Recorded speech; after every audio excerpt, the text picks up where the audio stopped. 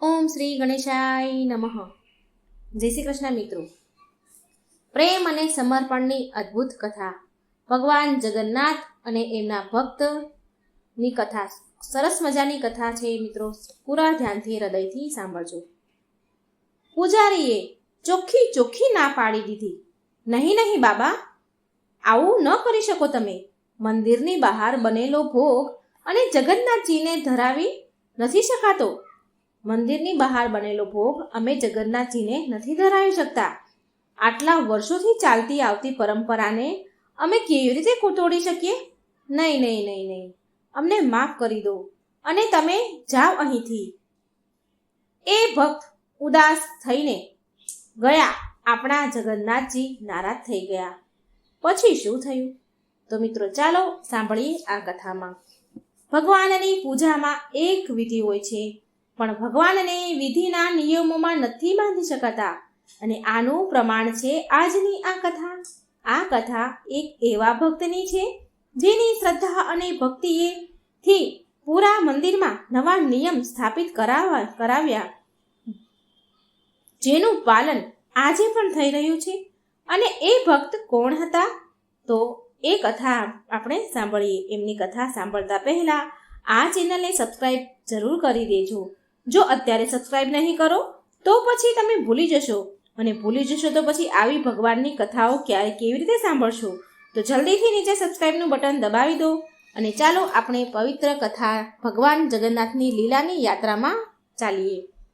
આ વાત છે 11મી સદીના મધ્યની આસપાસની. એ સમયે ઉત્કલ પ્રદેશ એટલે કે ઓડિશામાં રાજા અનંગ ભીમદેવનું રાજ હતું. એમણે હમણાં જ નવા જગન્નાથ મંદિરજીનું નિર્માણ કર્યું હતું.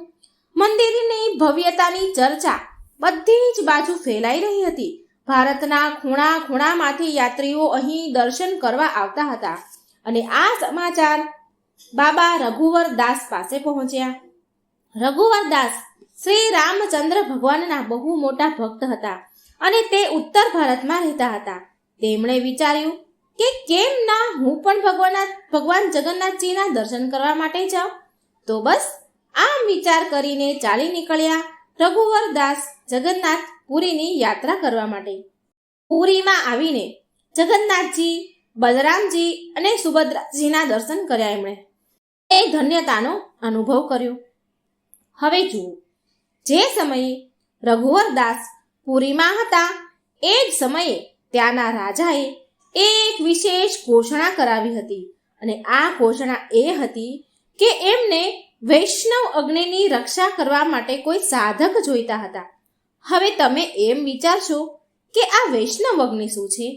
તો જુઓ, શાસ્ત્રોમાં એ નિર્દેશ આપવામાં આવ્યો છે કે જે આચાર્ય હોય એ સૌથી પહેલા પવિત્ર વૈષ્ણવ અગ્નિ યજ્ઞમાં પૂર્ણાહુતિ આપે છે અને પછી એ જ અગ્નિથી જગન્નાથજી માટે ભોગ બનાવવામાં આવે છે. જ્યારે આ અગ્નિ દ્વારા ભોગ તૈયાર થાય છે ત્યારે જ એને જગન્નાથજીને ધરાવવાના યોગ્ય માનવામાં આવે છે અને ત્યારે એ ભોગ મહાપ્રસાદ બની શકે છે. તો આ વૈષ્ણવ અગ્નિને હંમેશા માટે જગતી રાખવાની છે, જેથી એ ઓલવાય નહીં. આનું ધ્યાન રાખવા માટે રાજા દ્વારા એ નક્કી થયું હતું કે આ અગ્નિની રક્ષા સામાન્ય વ્યક્તિ તો નહીં કરી શકે, પરંતુ એક મહાન સાધક કરશે. હવે એ કેવી રીતે નક્કી થાય કે કોઈ વ્યક્તિ સામાન્ય છે કે મહાન સાધક છે? હવે આ નક્કી કરવા માટે રાજાએ એક શરત મૂકી હતી. અને શરત એ હતી કે જે પણ વ્યક્તિ આખો દિવસ અને રાતમાં આખી રાત સુધી અગ્નિને પકડી શકે તો એને જ આ સેવા મળશે. અગ્નિને પકડવાની મતલબ એક લાકડું લેવાનું, લાકડાની આગળ અગ્નિ સળગાવવાની અને એ સળગતું હોય એ આખી રાત પકડીને ઊભું રહેવાનું. હવે આ જે કરી શકે એને જ આ સેવા મળે.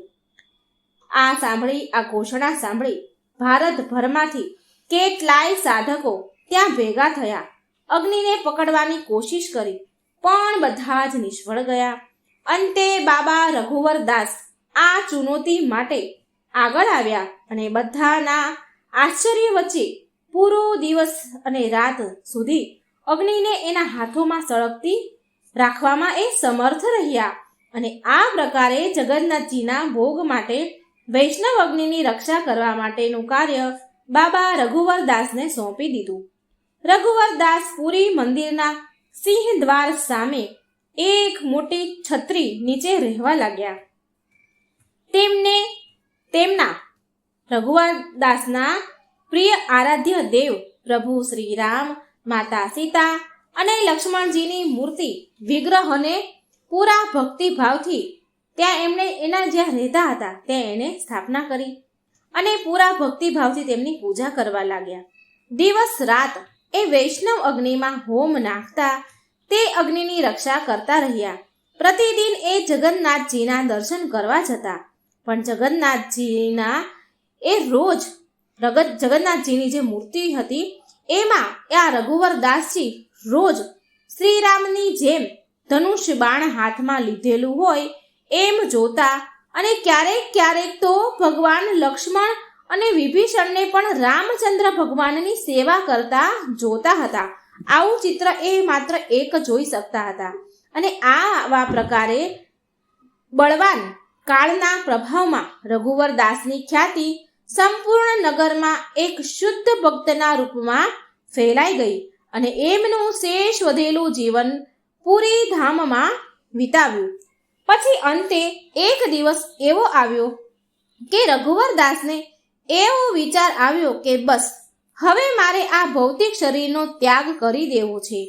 પણ જતા પહેલા એ જગન્નાથજીને વિશેષ રૂપથી એક ભેટ માંગવા આપતા હતા, કંઈક ભોગ ધરાવવા માંગતા હતા. માટે એમણે સ્પંજના લાકડા અને કેળાના પાનથી જગન્નાથજી, બલરામજી અને સુભદ્રાજી માટે તેમણે સુંદર એક પદ્મમુખ બનાવ્યું. એટલે એણે કેળાના પાનમાંથી એવું પહેરવાનો એવો એક વેશ બનાવ્યો, એવું કંઈક પહેરવા માટે એમને બનાવ્યું.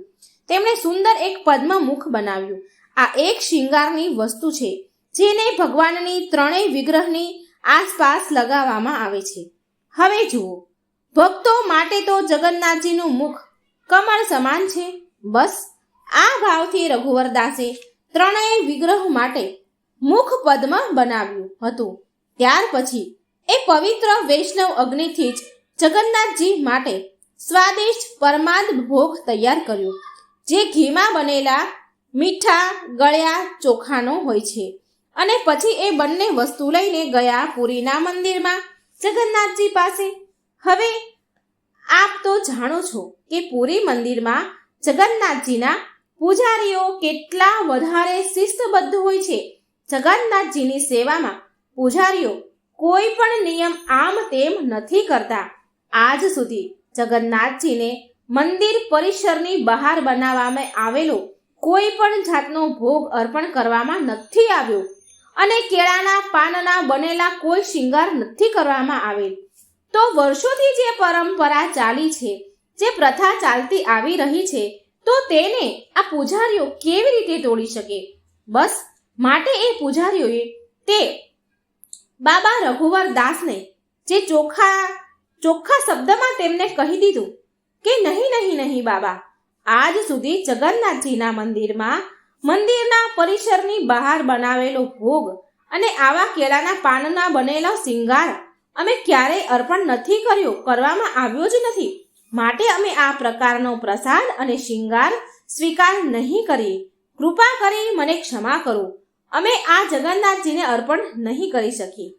આ સાંભળીને બાબા રઘુવરદાસને બહુ દુઃખ થયું, ખોટું લાગ્યું, એમનું મન દુખાયું. અને કેમ ન લાગે? અંતે તેમણે કેટલા પ્રેમથી અને ભક્તિભાવથી જગન્નાથજી માટે આ ભેટ તૈયાર કરી હતી. અને આ ભેટ અંતે છેલ્લી ભેટ હતી ભગવાન માટેની. માટે એ બહુ દુઃખી મનથી પાછા એની જગ્યાએ ચાલ્યા ગયા. મુખ પદ્મના શિંગારને રામવરદાસે તેમના શ્રી રામચંદ્ર, માતા સીતા અને લક્ષ્મણજીને વિગ્રહ પાસે મૂકી દીધું. અને બીજી બાજુ એમણે મીઠા ચોખાનો ભોગ જગન્નાથજી માટે જે બનાવ્યો હતો એ પણ મૂકી દીધો. બસ હવે શું? પછી તો એ બેસી ગયા તપસ્યા કરવા માટે ધ્યાનમાં. પૂરો દિવસ માટે એ આવી જ રીતે બેઠા રહ્યા. હવે તો સંધ્યા થવાની હતી. પુરી મંદિરમાં બધા પૂજારીઓએ સંધ્યા આરતીની બધા જ રીત રિવાજ પૂરા કરી લીધા હતા. બસ હવે વારો હતો જગન્નાથજીને મોટા શૃંગાર વેશ પહેરવાનો. બધા જ પૂજારીઓ તૈયારીમાં લાગી ગયા હતા. પણ આજે આપણા જગન્નાથજીનો મૂડ ન હતો. પૂજારીજી વારંવાર ભગવાનના માથા ઉપર પાઘડી પહેરાવે, પણ પાઘડી તો સરખી રે જ નહીં, આડી થઈ જાય, અવળી થઈ જાય અને નીચે પડી જાય. વારંવાર પૂજારીજીએ કોશિશ કરી, પણ જગન્નાથજીએ તો પાઘડી પહેરી જ નહીં ને. અને બહાર બધા ભક્તજનો વાટ જોઈ રહ્યા હતા કે ક્યારે ભગવાનના દ્વાર ખુલે અને એમના આ પહેરવેશના દર્શન થાય, શિંગાર વેશના દર્શન થાય. પણ આપણા જગન્નાથજી આજે કંઈક બીજું જ કરવા માંગતા હતા, બીજું જ પહેરવા માંગતા હતા. અને થયું પણ એવું કે સૌથી મોટા જે મુખ્ય પૂજારી ત્યાં ઊભા હતા તેને બહુ જ નીંદર ચડવા લાગી. અચાનક બહુ નીંદર આવવા લાગી. એટલી બધી ઊંઘ ચડી કે માનો હવે એ ત્યાં પડી જ જશે. તો એમણે વિચાર્યું કે આ બાકીના પૂજારીઓ શિંગાર કરે છે ત્યાં સુધી હું એક ઝોકું ખાઈ લઉં, થોડી આંખ વીંચી લઉં. બસ ભગવાનને આ વાતની જ તો રાહ હતી. ભગવાનને તો આટલું જ જોઈતું હતું.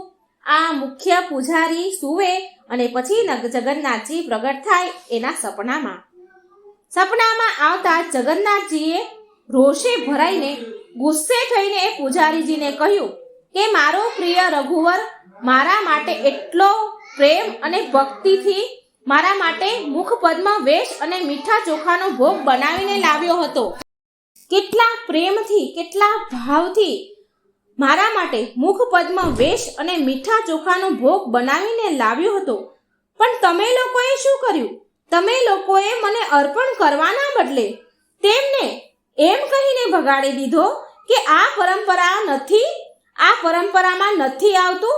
પણ શું તમે નથી જાણતા કે કોઈ પણ પરંપરા મને નથી બાંધી શકતી? મારા ભક્તના પ્રેમ સિવાય કોઈ બંધન નથી મને રોકતું. એ પ્રેમમાં તો હું સ્વયં બંધાઈ જાઉં છું. આ જ સમયે જાઓ અને મારા ભક્ત રઘુવરદાસ પાસે જાઓ અને એની પાસેથી મુખપદ્મ શિંગાર અને મીઠો ચોખાનો ભોગ લઈને આવો મારા માટે. એ વસ્તુ મને આ જ ક્ષણે અર્પણ કરો અને ત્યાર પછી જ મારો વર્ણ શિંગાર થશે, મારો વટ શિંગાર થશે, પૂરો થઈ શકશે. જાઓ, હવે જલ્દી જાઓ. જગન્નાથજીનો આ આદેશ સાંભળીને મુખ્ય પૂજારીજી હેરાન રહી ગયા. એ જ ક્ષણે બાબા રઘુવરદાસ પાસે ગયા અને સપનાની બધી વાત રઘુવરદાસને કહી. રઘુવરદાસે જ્યારે આ વાત સાંભળી તો તે બહુ ખુશ થયા, અત્યંત ખુશ થયા અને પૂરા ભક્તિભાવથી તેમણે એ મુખપદ્મ વેશ અને મીઠા ચોખાનો પ્રસાદ બનાવ્યો હતો, જે ગળ્યા ચોખાનો જે ભોગ બનાવ્યો હતો એ મુખ્ય પૂજારીજીને આપ્યો. જેવો જ પૂજારીજીએ ભગવાનને મુખપદ્મનો શિંગાર કર્યો તો પાઘડી પણ સરસ રીતે ભગવાને પહેરી લીધી. ત્યાર પછી રઘુવરદાસે બનાવેલો ચોખાનો ભોગ લગાવ્યો. બધા જ ભક્તોએ જગન્નાથજીના શૃંગાર વેશના દર્શન કર્યા અને પ્રસન્નતાપૂર્વક તેમના ઘરે ગયા. પણ રઘુવરદાસ આ વેશના દર્શન કરવા માટે મંદિરમાં ના ગયા. એ ત્યાં જ તેમની મોટી જે છત્રી હતી એની નીચે બેઠા રહ્યા. છતાં પણ એમણે એ સ્થાન પર જ ભગવાન જગન્નાથજીના દર્શન થયા તેમને. જે પ્રભુએ એમનો બનાવેલો સુંદર પદ્મ વેશ પહેરેલ હતો અને એ મીઠા ગળ્યા ચોખાનો જે ભોગ હતો એ પ્રેમથી ભગવાન ખાઈ રહ્યા હતા. આવા દર્શન થયા એમને. મંદિરના દ્વારે બેઠા બેઠા જ એમણે આ સુંદર દર્શન કર્યા. તેમણે હાથ જોડીને પ્રણામ કર્યા ભગવાનને અને પછી તેમણે અંતિમ શ્વાસ લીધા અને તેના દેહને ત્યાગી દીધો. બાબા રઘુવરદાસ જ્યાં રહેતા હતા તો એમની સ્મૃતિમાં તે સ્થાન પર એક મઠની સ્થાપના કરવામાં આવી અને આજે એ મઠ અને છત્રીને મઠ છાતા વડના નામથી વિખ્યાત પણ છે. પૂજારીને જ્યારે પણ ભોગ બનાવવામાં આવે છે તો અગ્નિની જરૂર પડે છે તો એ ત્યાંથી જ લઈને આવે છે. આજે પણ સંપૂર્ણ વર્ષ દરમિયાન માઘ માસ દરમિયાન જો કોઈ અમાસ બુધવાર કે શનિવાર પછી આવે તો એ તિથિના દિવસે જગન્નાથજી માટે કેળાના પાન અને સ્પંજના લાકડાથી બનાવેલ મુખપદ્મ વેશ શૃંગાર કરવામાં આવે છે. તેમના સુંદર સ્વરૂપના દર્શન ભક્તો કરે છે અને સુંદર મીઠા ચોખાનો ભોગ પણ ધરાવવામાં આવે છે. તો આવા છે આપણા જગન્નાથજી, જે ભક્તોને પ્રસન્ન કરવા માટે આ જગતના કોઈ પણ નિયમોને તોડી નાખે છે. તો મિત્રો, આ સરસ મજાની પ્રેમ અને સમર્પણની કથા હતી ભગવાન જગન્નાથજીની. બોલો જગન્નાથજીની જય. જય શ્રી કૃષ્ણ. રાધે રાધે. Thank you.